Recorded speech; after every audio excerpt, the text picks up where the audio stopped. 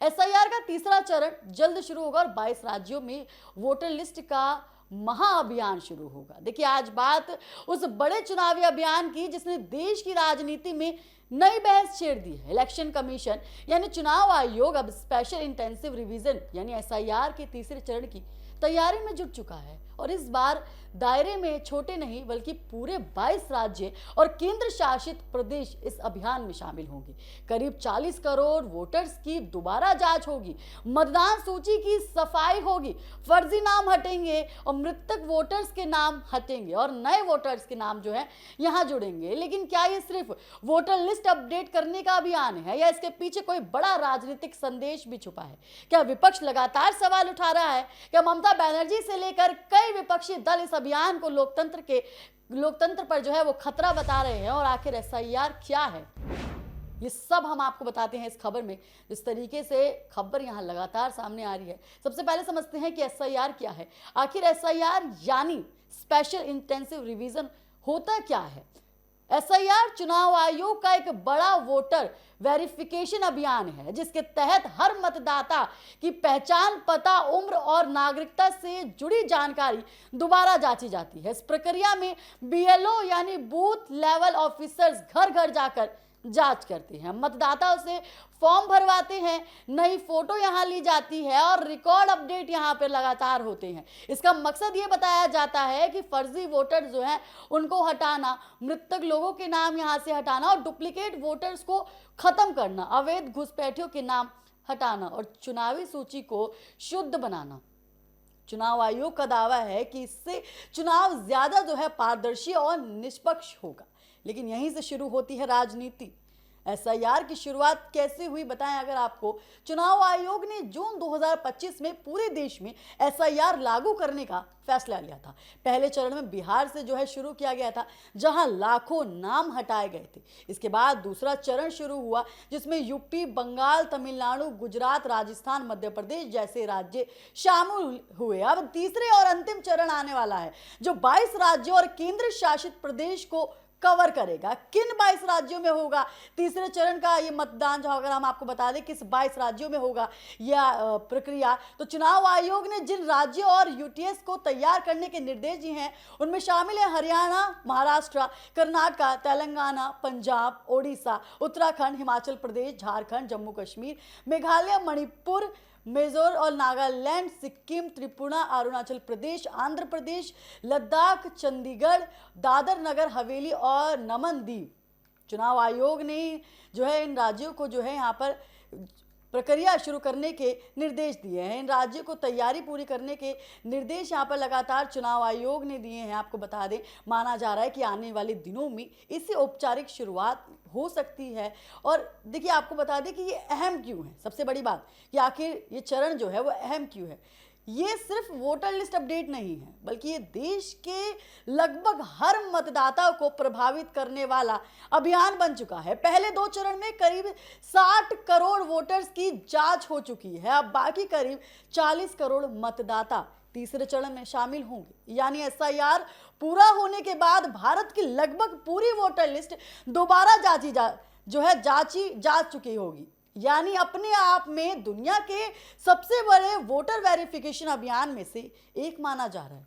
पहले 2 चरण में क्या हुआ, यही वो हिस्सा है जहां से विवाद सबसे ज्यादा बड़ा था। देखिए, रिपोर्ट्स के मुताबिक कई राज्यों में लाखों नाम एसआईआर प्रक्रिया के दौरान हटाए गए थे। कई आंकड़े दिखाते हैं कि यूपी में करोड़ों नामों की जांच हुई, पश्चिम बंगाल में लाखों नाम हटे, तमिलनाडु में भी भारी बदलाव हुआ, गुजरात और राजस्थान में बड़ी संख्या में डुप्लीकेट एंट्री हटाई गई। चुनाव आयोग का दावा है कि जिनमें बड़ी संख्या मृतक लोगों डुप्लीकेट एंट्री और गलत रिकॉर्ड की थी। लेकिन विपक्ष ने आरोप लगाया है कि असली वोटर्स के नाम भी हटाए जाएं। विपक्ष क्या कह रहा है? देखिए, यहाँ पे लगातार विपक्ष जो है वो विरोध करता नजर आ रहा है और यहीं से शुरुआत होती है राजनीतिक संग्राम की। विपक्षी दलों का आरोप है कि एसआईआर का इस्तेमाल चुनिंदा वोटर्स को निशाना बनाने के लिए किया जा रहा है।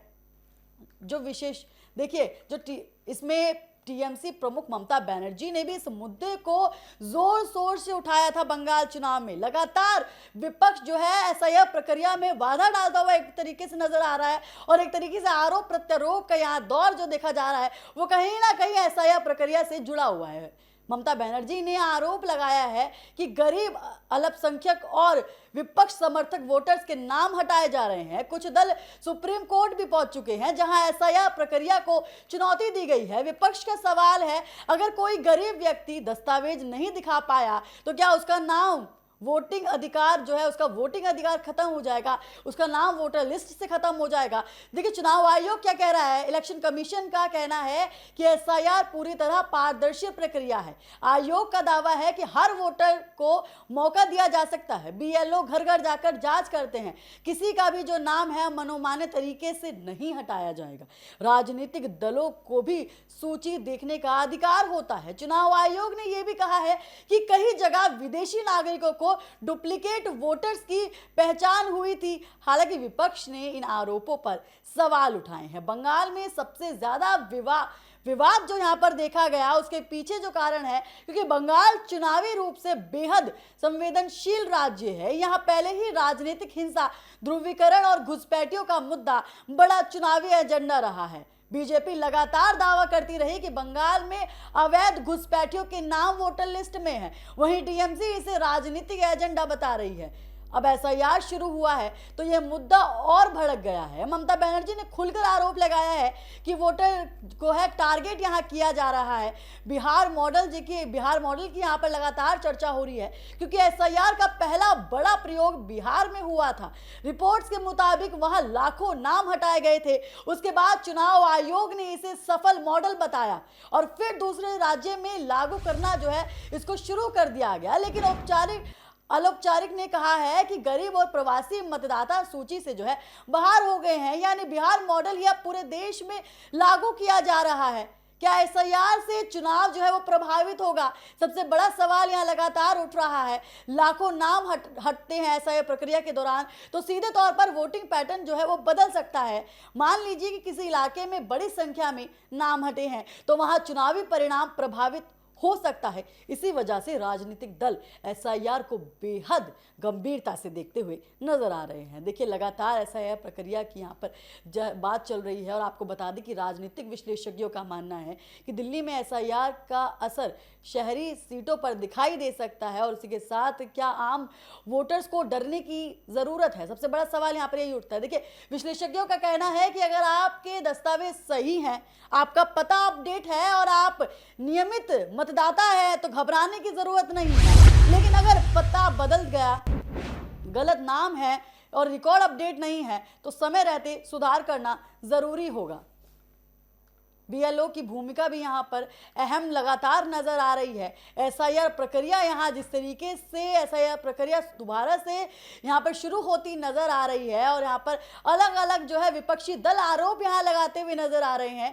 देखिए चुनाव के दौरान एसआईआर प्रक्रिया का होना और विपक्ष सवाल ना उठाए ऐसा तो हो ही नहीं सकता। लगातार चुनाव आयोग अगर अपना काम कर रहा है तो विपक्षी दल इसे बोलते हैं कि निष्पक्षता से जो है चुनाव नहीं हो रहा है। लगातार विपक्षी दल यहाँ पर जो है आवाज उठाते हुए नजर आते हैं, सवाल करते हुए नजर आते हैं। वहीं चुनाव आयोग पूरी तरीके से कह रहा है कि इसको इसीलिए करवाया जा रहा है कि चुनाव जो है पूरी निष्पक्षता से हो। तो फिलहाल के लिए इतना ही, जल्द होंगे हाजिर। आप देखते रहिए TV7 भारत।